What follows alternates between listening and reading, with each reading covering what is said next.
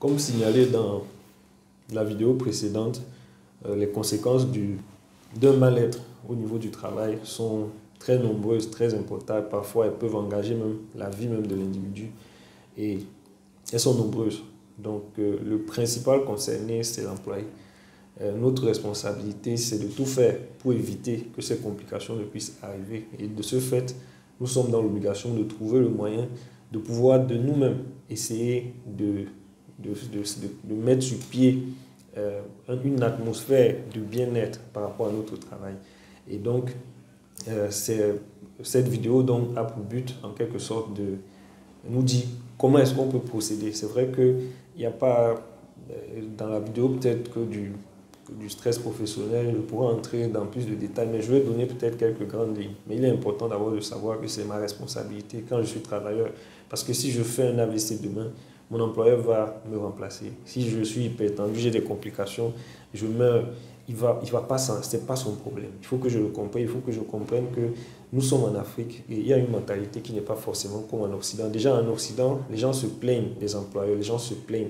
Mais combien de fois chez nous en Afrique, là où beaucoup de lois ne sont pas respectées, là où les gens sont dans un jonglage, ils essayent de se battre pour avoir le maximum d'avantages et très souvent au détriment des employés. Donc moi, quand je suis conscient de cela, j'ai l'obligation de faire des efforts par rapport à ça. Et donc, la première des étapes, c'est de pouvoir identifier quels sont les facteurs qui sont à l'origine de mon manque de satisfaction, de ma frustration. Et donc, ces facteurs-là, comme on les a cités de manière non détaillée, ça peut être que je ne suis pas suffisamment compétent, ça peut être que je n'ai pas suffisamment une rémunération suffisante, ça peut être que ma charge de travail est importante, ça peut être que mon organisation de travail n'est pas bonne, je ne suis pas libre de mes mouvements, mes horaires de travail sont compliqués et je n'ai pas une marge de manœuvre importante et tout ça. Il y a beaucoup de facteurs. Et donc, ça peut être que la hiérarchie n'est pas accessible. Les rapports avec la hiérarchie, les patrons, ce n'est pas convivial. On ne peut pas aller se plaindre sur un chef, il ne va pas nous écouter. Les relations avec les collaborateurs, les collègues ne sont pas de bonne qualité. On vit dans la peur, on a peur de se faire tuer, ensorceler et tout ça, empoisonner.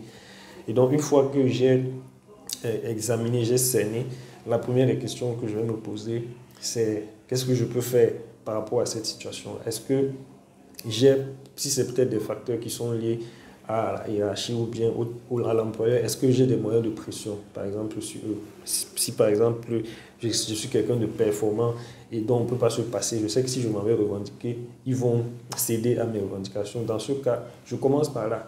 Maintenant, ça peut être aussi que je connais les secrets de la société, ça peut être aussi, bref, que j'ai des moyens de pression, je peux soulever les autres employés, tout ça. Dans ce cas, je peux aller mettre la pression pour qu'on améliore mes conditions de travail. Mais dans le cas où je ne peux pas avoir cette requête ne peut pas être accordée, à ce moment-là, je dois me poser la question de savoir qu'est-ce que je vais faire? Est-ce que je vais rester? Est-ce que je vais partir? S'il faut que je parte, est-ce que je peux trouver un autre travail? Est-ce que je suis dans les conditions où si je pars, je peux m'en sortir? Là, il faut vraiment réfléchir. Il ne faut pas se lever sur un coup de tête et dire que je vais partir. Il faut bien analyser la situation et prendre la bonne décision. Si je vois que j'ai une autre branche que je peux tenir, je peux lâcher celle-ci, je m'en vais. Ça, c'est la deuxième des possibilités. Maintenant, si je vois que dans l'état actuel, financièrement, je ne peux pas me passer de cet emploi-là, l'autre étape, c'est d'accepter ma condition, de reconnaître que j'en ai besoin et que je ne peux pas partir, que je suis obligé de rester. Maintenant, si je reste, il y a deux choses. Je vais peut-être soit planifier mon départ, peut-être en me formant et acquérir de plus grandes compétences pour pouvoir avoir une plus grande portée sur le marché, ou encore si je reste, je peux essayer d'améliorer à mon niveau les conditions de travail de l'entreprise, d'impacter comme je peux, ou encore la troisième des choses qui est primordiale dans l'un ou les deux cas, si je reste, il faut que je change ma mentalité, ma manière de penser par rapport à la situation du travail. Parce qu'en général, les frustrations sont liées à ce qu'on pense, ce que notre cerveau analyse par rapport à la situation. Très souvent, c'est des impressions d'injustice. On a l'impression que les choses ne devaient pas être faites comme ça, les choses ne sont pas dans les normes et tout.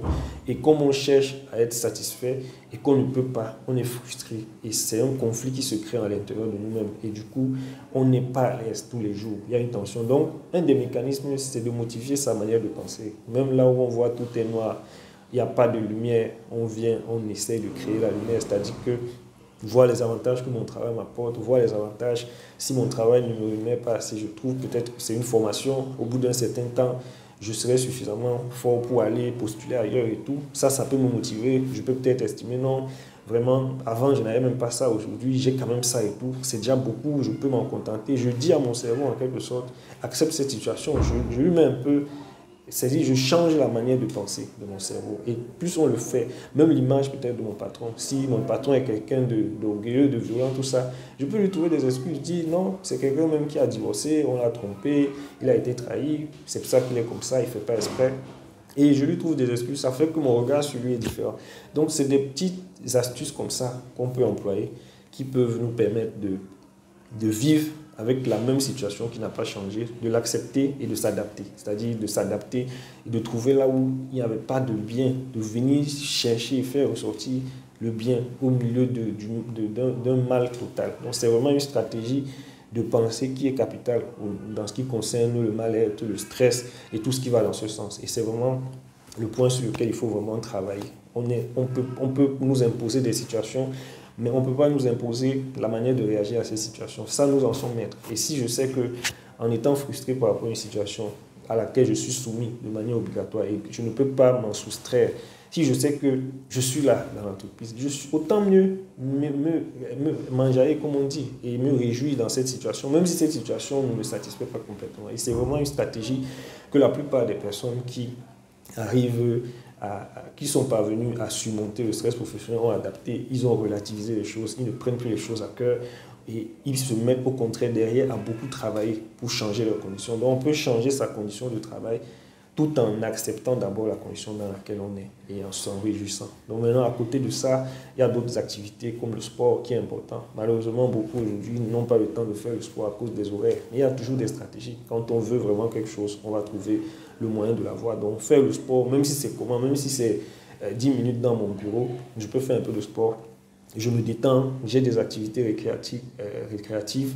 J'évite les activités extra-professionnelles qui vont encore me surmener. Donc, il faut vraiment faire le tri, faire attention parce que parfois, les activités sociales même viennent encore aggraver. Au lieu de nous faire déstresser, ça nous fait davantage stresser et il faut vraiment trouver le moyen de trier ce qu'on peut faire, ce qu'on peut ne pas faire. Donc, il y a vraiment les détentes, il y a beaucoup d'autres stratégies.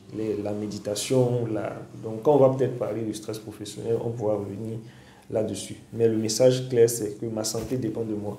Mon état d'âme, mon humeur dépend de moi. On ne peut pas m'obliger.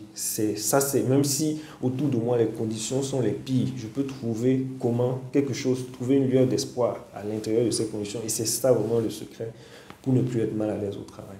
Donc voilà un peu ce que je pouvais dire sur le plan des employés. Ce n'est pas complet, il y a beaucoup d'autres choses. Et on peut même se faire aider. Si on n'y arrive pas peut-être à identifier quels sont les secteurs qui favorisent cette frustration, on peut se faire aider. Il y a des professionnels, il y a des personnes expérimentées et tout ça dans l'entreprise, même en dehors. On peut se faire conseiller, accompagner et ça porte des résultats. Après, on se sent mieux, on est plus productif et tout ça. Donc voilà un peu le message que je voulais passer.